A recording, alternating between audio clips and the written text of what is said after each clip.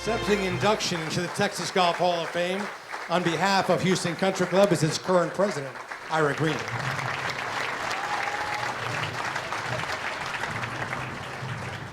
Wow, that's...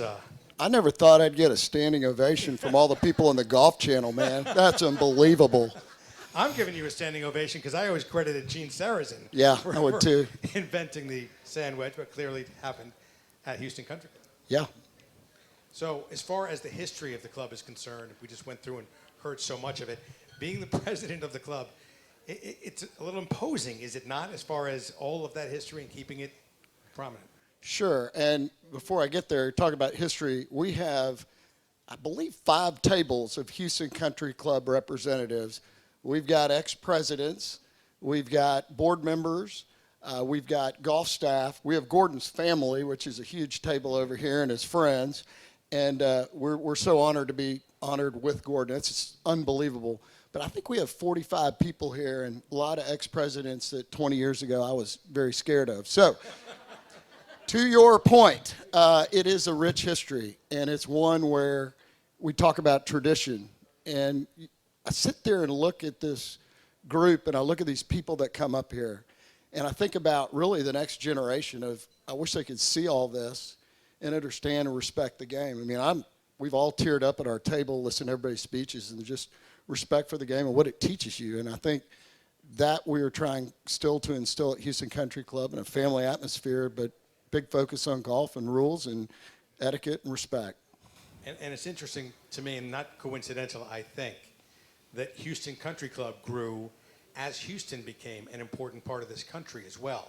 Tell us about that. Sure, it's amazing. We talked about it in the video, but a ton of people in the energy industry. You know, we talked about Exxon, Texaco, leaders like Jesse Jones. I mean, he was Secretary of Commerce, basically brought the country back, after the Depression. And the estate of William Marsh Rice. I mean, founder of Rice University. That estate helped with the money and found it. So it grew as the energy business grew. It's been a very important part. I think we're very diversified now. Our membership's super strong, but we still have that historical tie to all those founding companies and families and traditions.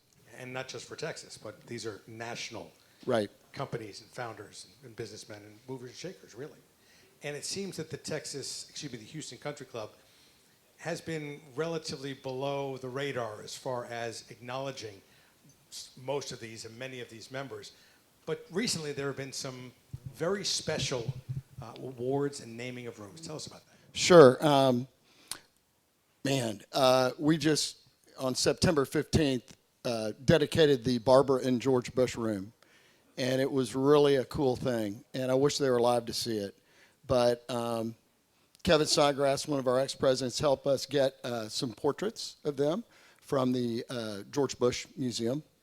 And we dedicated that night. James Baker spoke, and it was a pretty tearful speech about his relationship and how he met President Bush at the club and how they developed their relationship all the way through politics. And I did the introduction for Secretary Baker, and it took like 10 minutes. The guy has accomplished so many things.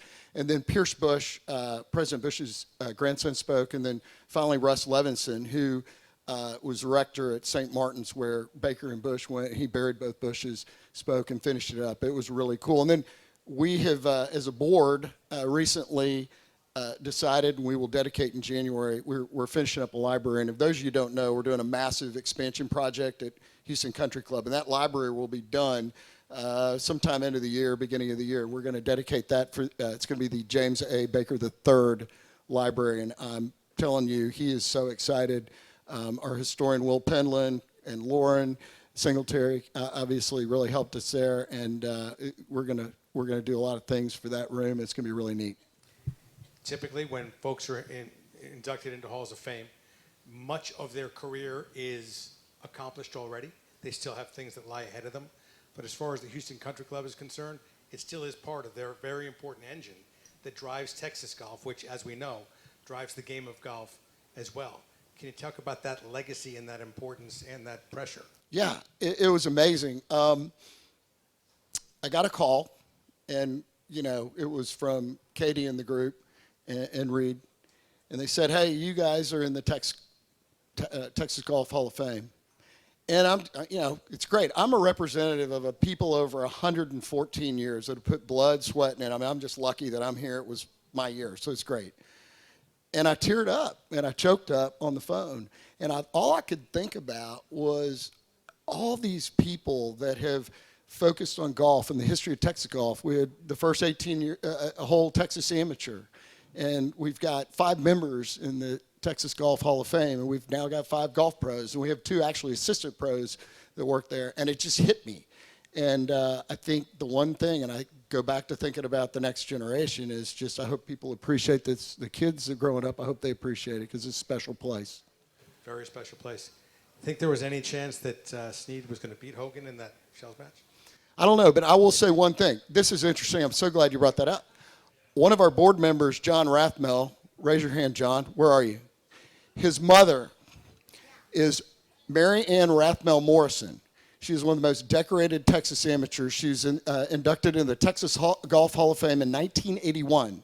And if you look at that 1964 film of Hogan versus Snead, she's wearing a yellow dress, and she is one of the scorekeepers. Love it, a little cameo Yeah. like Alfred Hitchcock. Well, Houston Country Club's meant a lot to my family, meant a lot to the city of Houston, a lot to the state of Texas, and frankly, to American golf as well. So thanks so much for all you do. Thank you, and thank you to the Texas Golf Hall of Fame. We appreciate it.